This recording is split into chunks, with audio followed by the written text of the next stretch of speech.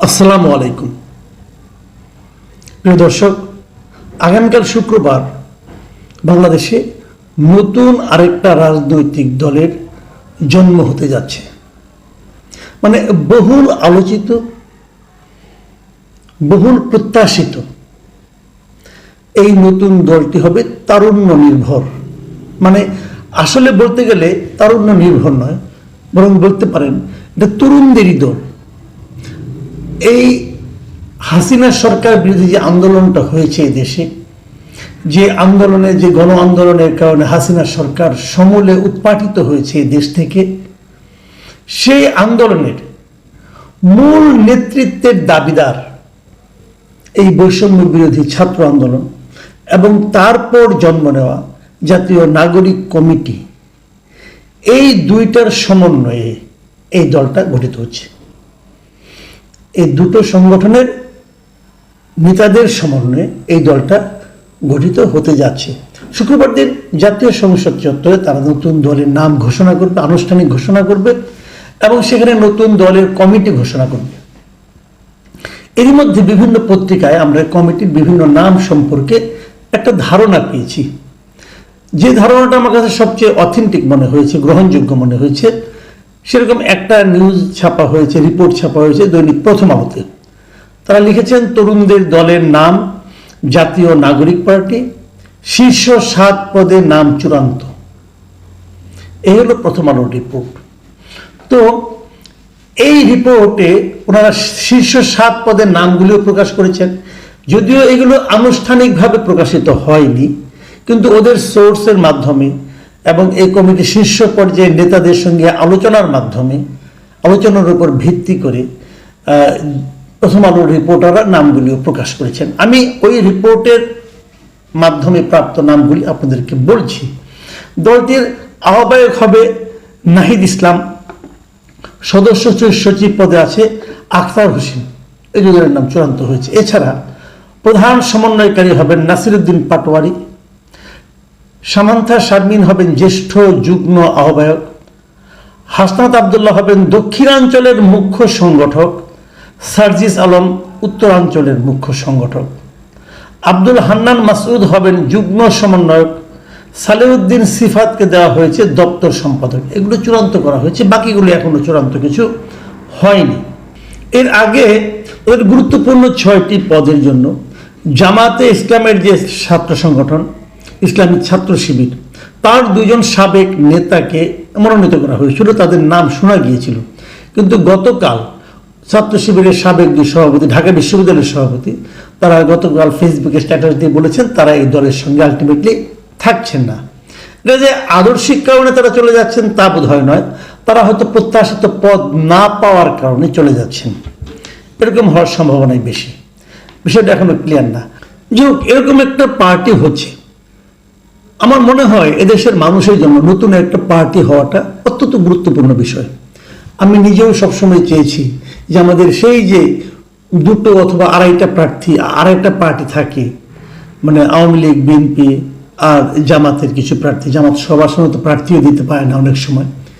তো এরকম একটা পরিস্থিতিতে যখন আমরা ভোট দিতে চাই, আমাদের কাছে কিন্তু পর্যাপ্ত সংখ্যক বিকল্প থাকে না। আমাদের ওই 2-3টার মধ্যে বেছে নিতে হয় যে আমরা কাকে ভোট দেব।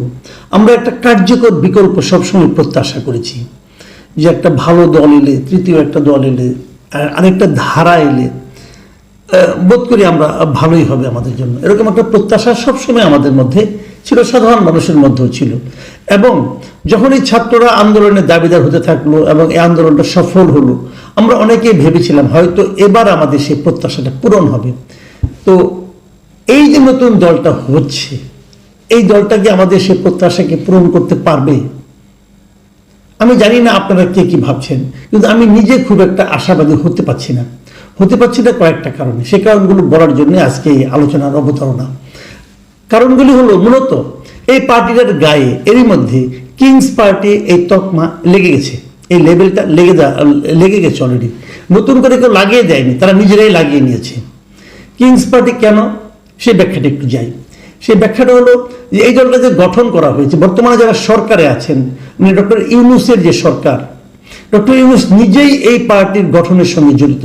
জড়িত মানে উনি এটাকে মূলত আমি বলবো উপদেষ্টা উনি এই দলের, আমার বিবেচনায়, আমার ভাষায়। কারণ এই দলটা গঠন করার ক্ষেত্রে ওনার একটা ভূমিকা আছে। উনি ছাত্রদেরকে উৎসাহ দিয়ে এই দলটা গঠনে প্ররোচিত করেছেন, উৎসাহিত করেছেন। একথা উনি নিজেও একটা সাক্ষাৎকারে স্বীকার করেছেন। এবং এই দলটার প্রধানের দায়িত্ব নিচ্ছেন যিনি, নাহিদ ইসলাম, উনি দীর্ঘদিন গত 6-7টা মাস উনি ডক্টর ইউনূসের উপদেষ্টা পরিষদে ছিলেন। তার মানে ডক্টর ইউনূসের একজন উপদেষ্টা এসে এই দলটার মূল দায়িত্বে আসছেন। এবং ডক্টর ইউনূস তাকে যেভাবে উষ্ণ আলিঙ্গনের মাধ্যমে উপদেষ্টা পরিষদ থেকে এখানে পাঠিয়েছেন, আমি বলবো পাঠিয়েছেন, উনি পদত্যাগ করে এসেছেন আমি তা বলবো না, কারণ পদত্যাগ করার পর কাউকে এইভাবে কেউ উষ্ণ আলিঙ্গন কেউ করে না। তো ওনাকে এরকম আলিঙ্গন করে বিদায় দিয়ে তারপরে ওনার 2 প্রেস সেক্রেটারি এবং ডেপুটি প্রেস সেক্রেটারিকে পাশে বসিয়ে নাহিদ ইসলাম যেভাবে সাংবাদিকদের বিভিন্ন প্রশ্নের জবাব দিয়েছেন, তাতে মনেই হয়েছে উনি আসলে এখনো সরকারেরই একটা অংশ এবং সরকারের সেই লোকটা এসে এই দলের দায়িত্ব নিয়েছে। কাজেই আমি ভাবতেই পারি যে এই উপদেষ্টা মণ্ডলী এই দলটার, এই নতুন যে দলটা হতে যাচ্ছে তাদের অভিভাবক হিসাবে সরকারে থাকছেন। যে কারণে এই দলটা আমার ধারণা আগামী নির্বাচনী প্রচার এবং সমস্ত কর্মকাণ্ডে প্রশাসনের কাছ থেকে অন্যান্য যে কোনো দলের চেয়ে বেশি আনুকূল্য পাবে, এটা আমার ধারণা। আপনারা মিলিয়ে নেবেন পরে। তো সেই হিসাবে এটাকে আমি কিংস পার্টি বলতেই পারি। এবং আমার বিবেচনায় বাংলাদেশে কিংস পার্টির ভবিষ্যৎ খুব একটা ভালো সাধারণত হয় না। অনেকে হয়তো বলবেন কেন, বিএনপি তো কিংস পার্টি ছিল, জাতীয় পার্টি তো কিংস পার্টি ছিল। হ্যাঁ ছিল, সেটা আবার অন্য একটা হিসাবটা আমি বলি। বিএনপি যেমন কিংস পার্টি হয়, মানে এটা জিয়াউর রহমান নিজেই পার্টিটাকে গঠন করেছে বিভিন্ন প্রক্রিয়ার মাধ্যমে। কিন্তু প্রথমে জাগদল, পরে জাতীয়তাবাদী ঐক্য ফ্রন্ট, তারপরে জাতীয়তাবাদী ফ্রন্ট, তারপরে জাতীয়তাবাদী দল, অনেকগুলি স্টেপ পেরিয়ে উনি কাজটা করেছেন। এবং যখন এই দলটা চলেছে তখন কিন্তু তার মাথায় দেশের প্রেসিডেন্ট ছিলেন, প্রেসিডেন্ট নিজেই এই দলের সঙ্গে ছিলেন, সরাসরি ছিলেন। জাতীয় পার্টিরও একই অবস্থা। প্রেসিডেন্ট এরশাদ জাতীয় পার্টির প্রেসিডেন্ট অবস্থায় গঠন করেছেন এবং প্রথম দিন থেকে উনি এটা সব চেয়ারম্যান হিসেবে ছিলেন। কিন্তু এখানে কিন্তু কিং নিজে এই দলের সঙ্গে থাকছেন না, কিং আড়ালে থাকছেন। সাধারণত কিংস পার্টি বলতে এই আড়ালে থাকা, প্ররোচনা, উৎসাহ অথবা উদ্দীপনা অথবা অর্থ সাহায্যে, বিভিন্ন রকম সাহায্যের সহযোগিতার মাধ্যমে কিং যখন দল গঠন করেন সেটাকে আমরা কিংস পার্টি বলছি। যে নাকি 1-11 সময় আমরা দেখেছিলাম ফেরদৌস আহমেদ কুরেশি একটা গঠন করতে গিয়েছিল, সেটা ভবিষ্যৎ খুবই জঘন্য হয়েছিল। যা হোক, এভাবে আরেকটা দল হতে যাচ্ছে। এই দল শেষ পর্যন্ত এই তকমাটাকে, মানে কিংস পার্টির তকমাটাকে নিজের গা থেকে ঝাড়তে পারবে কিনা আমি জানি না। দ্বিতীয় আরেকটা দুর্বলতা আমি বলি, এই দলটা কি সারা দেশের মানুষের মধ্যে তাদের শিকড় মানুষের মধ্যে ছড়িয়ে দিতে পেরেছে?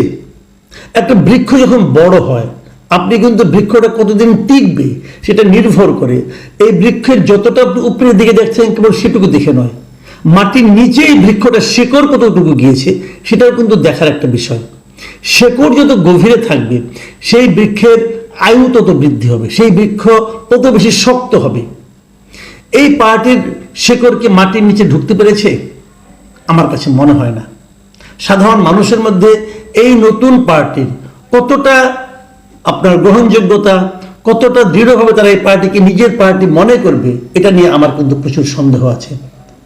তরুণদের মধ্যে শুরুর দিকে ছিল, সেটাও এখন কতদূর টিকে আছে আমি জানি না। আমার কাছে মনে হয় তরুণরাও এরই মধ্যে এদের ব্যাপারে, সমন্বয়কদের ব্যাপারে যে নামগুলি আমি দেখলাম তাদের ব্যাপারে তাদের মোহভঙ্গের একটা ব্যাপারটা আমরা দেখতে পাচ্ছি। বিশেষ করে বেসরকারি বিশ্ববিদ্যালয়ের স্টুডেন্টদের মধ্যে তাদের সঙ্গে যে বিদ্রোহটা, এটাও কিন্তু এখন দৃশ্যমান হয়ে উঠেছে। এটা কেন বললাম সেটাও বলি।